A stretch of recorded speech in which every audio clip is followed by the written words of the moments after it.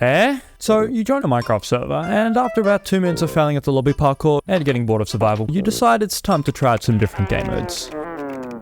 This kinda sucks. It just completely removes you from the flow of the game. There's no tangible link between worlds of play, and the entire experience feels really disconnected. There's a couple different ways that people have thought of to swap between or, try different game modes, but they're all just so clunky and don't really feel immersive.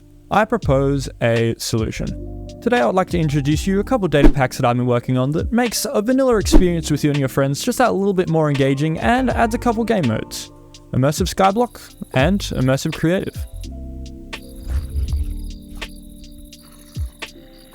There's a criminally underutilized feature in Minecraft's data pack system which allows you to add new dimensions to a vanilla world, and with a couple extra modifications you can make a really smooth, immersive, completely free server for you and your friends to play on. It's just so much better. So this here is a portal to Skyblock. It uses fully oxidized copper for the frame, and basically the inventory that we have here, as well as the hunger and any other properties, instantly get swapped over the moment you cross this threshold. So I can pick up this lava bucket and ice here, start off my let's play, all that good stuff. Nice. And then when I decide I want to head back to the overworld, what do?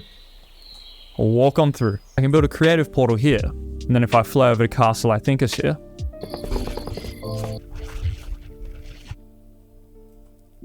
I create another portal, and these portals are the same distance in the overworld and in creative. This means that any redstone tests or block pallets that you use will immediately be placed in the relevant place in the overworld, and you can just hop on through.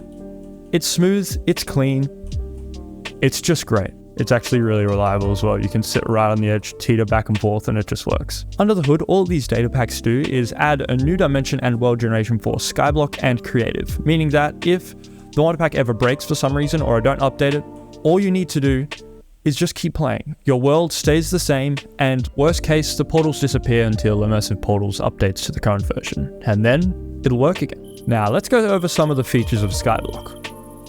Immersive Skyblock includes a regular void generating world that goes on forever, the classic starter island with an oak tree, lava and water, a nice little baby nether island with every single block you need for pretty much a full nether experience, and of course a fully featured end system so that you can fight that dragon. But it is Skyblock, so the only thing that generates are the pillars and the exit portal. Yeah, good luck with that one. End cities generate with only ever a ship, so you can obtain that elytra and shulker boxes, but it's a big challenge. You'll probably need to get some ice highways going or something.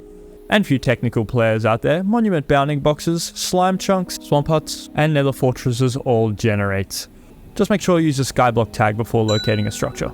If you want to challenge yourself by starting off in Skyblock and then building a drowned farm in order to get the copper to make your way back to the overworld, all you need to do is build what I call a ritual portal. And for this, all you need to do is an andesite frame, lava on the inside, and then, I know this is blasphemous, but you have to throw a block of diamond in. This one is always placed over the island, and you can just hop on in. And you can't get through again. Until you make a drowned farm to get the copper enough to build a portal back to the overworld at least. Portals can be any shapes. You can have a nice square like so, and Skyblock portals can be lit from either side. All interactions between dimensions are disabled in order to prevent exploits, so you can't just throw items across, stuff like that. Unfortunately for now, I'm limited by the technology of my time, so items will just disappear if you throw them through the portal, as well as entities. So if you have a favorite pig, maybe don't let him get too close to the portal, otherwise he will immediately disappear. There is an update that's coming to the API of Immersive Portals which can prevent this, so that won't be for long, and there will be constant improvements and little tidbits as this mod pack progresses. I am still kind of a little new to developing stuff, so you gotta forgive me a bit here. Now, it took a lot of thought to make sure that the creative portal wouldn't cause any movement exploits or any block placing or, mining exploits, but I think I've landed on a pretty balanced method of getting to and from creative. Creative portals can only be built from survival and require a gold frame, of any size of course, and a nether starter light. This makes them about equivalent in progression to a beacon or something of the sort. So you would build one of these either at your base or whenever you have a huge build project going on so that you can, hop over to creative and quickly, test some stuff, build some stuff. It's a smooth way of transitioning. But you don't want people just building portals willy-nilly so that they can like get out of a mine or something. Now, at first glance, it seems really broken that you can just go into creative and then fly elsewhere. But the thing is, once you've got a nether star, you can probably get an elytra, and flying in creative is just as fast as flying in survival with an elytra. So there's not really any movement gain from building these portals. On top of that, they're actually really difficult to build, being constructed with a nether star. So they're not the sort of thing that you just build as a throwaway to get to a location faster. And once again, there is no block placement or anything through the portals. You can't throw anything through. You can't, place a diamond block on the other side to give yourself stuff when you're in creative. It doesn't work. Now, I know what you're saying. Yes, this is slightly more inconvenient than the regular slash commands. But the thing about that is, you actually get engaged in the game. It's not just a mindless thing where you type in a command. It feels real. You can build the portal. And the only thing that removes you from the game is the loading screen when the portal first renders. It's smooth. Mate, come on. Get out of that water, you're scared. This bloke, I swear. Now, where was I? Just like in regular vanilla Minecraft, your respawn point is wherever you set it in any dimension. So if I die to this zombie over here, I'm gonna respawn next to this bed. This means that you can choose where in any dimension that you spawn. And personally, I'm gonna go with creative in a place next to my base. Alright, now the real question, how difficult is it to set up? And that's the best bit. I mean, it's kind of involved, but I'd give it like a 5 out of 10. It's not the worst. Now, for installation, I highly recommend my custom-made Multiversal Vanilla mod pack for the best experience. It's been thoroughly tested and contains about as many performance-enhancing mods as you can cram into immersive portals without it breaking anything. And it also has some nice little quality of life mods, like vanilla tweaks and a good collection of shaders. But all you do technically need to have for this to work is immersive portals and dimensional inventories. If you don't know how to install a mod pack, that's sort of outside of the scope of this video. There's plenty of tutorials out there, but honestly, Modrinth's documentation here is pretty damn good. Multi-MC or Prism is probably my favorite launcher, but whatever your preference is, once you have that mod pack or those 2 mods installed, just head over to my GitHub repository here. The link will be in the description. Head over to releases, snag the source code zip file, and then head over to your Minecraft installation. I'm going to create a completely fresh world here just for demo purposes. Beautiful. We love to see it. So first things first, you're going to want to select the world that you want to install this on, hit edit, and make a backup. I cannot state how important this is. No matter what you're doing in Minecraft, make frequent backups. You never want to lose a world. Once the backup's complete, head on back into the edit page and open that world folder.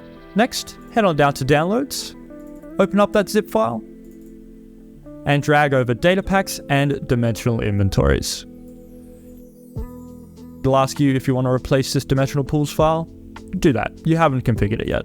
Next time you boot up that world, it'll give you this warning, which says it's using experimental settings, which, that's true. This is an experimental data pack. This isn't the official Mojang release of Skyblock. As much as this data pack doesn't touch your vanilla world gen and shouldn't create any problems, you never ever know, and backups don't hurt. And then, after a tiny bit of world loading lag, it's time to start your immersive playthrough. And just like that, you can get yourself portally. Wait a sec. If you hit open to LAN with the mod pack enabled, it starts hosting a server, and you can give this link to your friends. Told you there were some goodies included. If you're not a big fan of modded and you just want the Skyblock experience, but want it separated from your world, we got you covered as well. This data pack is what I like to call vanilla first, which means that, first of all, it runs on a vanilla installation. You won't get lots of the rich features, you won't have inventory swapping, and the portals won't work between dimensions. With that being said, in order to install it on a vanilla world, all you need to do is head over to that GitHub release, simply snag creative and immersive zip files, these are the direct data packs, and then drag these directly into your data packs folder. When you boot up that Minecraft world, it'll give you that warning again, create the backup, and you have an installation which has the worlds, but you can't really get to them. I like it, Kudgy. You can still get to Skyblock with the following command, which will be in the video description. But there's no inventory swapping, no game mode swapping, and it's just not really immersive. It's still there, but I mean, I don't know, it's just vanilla. I would love to be able to implement inventory swapping through data packs and portals through data packs, but unfortunately I'm a bit limited by the technology of my time, and with Mojang's current implementation of custom dimensions and custom worlds, there's not really a feasible way to do it without some really hacky things, and I want to keep this reliable, I want to keep this simple, and so I'm just going to have to recommend using that mod pack. It's so much better anyway. I mean, look at these graphics. It's not it. I want to give a special thanks to Quote for immersive portals and Thomilist for dimensional inventories. He actually helped me with a little bug report, which wouldn't have been, this whole thing wouldn't have been possible without it. And most of all, thank you so much to Blue Psycho Ranger for this amazing skyblock generator, which I adapted for making it its custom dimension. I'm not that good at code, and I would not have been able to do it without his help. Link will be in the description for any required files, documentation, or pretty much anything to do with this. It's pretty simple to get up and running, but even then, if you want to customize it, if you want to do anything, please be my guest. These are just 2 dimensions, and potentially there's a huge opportunity for more. You could totally add a minigame, you could totally add a bunch of other things, and having it seamlessly integrated into your Minecraft world is just such a nice way to do it. I don't know why, it's just so satisfying to me, being able to walk between them. On top of that, it means you don't have to manage any custom portals. It's all inbuilt. Your players and your friends just make the world itself. It's very organic. I really like it. Very soon, I'm going to be continuing a Let's Play series of my I Think It's Minecraft world, where we install immersive skyblock, try and make our way back to the overworld, and just generally keep on playing with these new features that I've implemented. So if you want to see that, stick around. Feel free to drop a comment if you need any help installing or have any other questions, and if there's any issues that arise with the pack, please submit it on the GitHub and I will gladly address them. I want to make this as good as possible, but I am not perfect. I can't test everything, and that's where you come in. If you have a problem, I'll probably fix it. Other than that, good luck and happy portaling.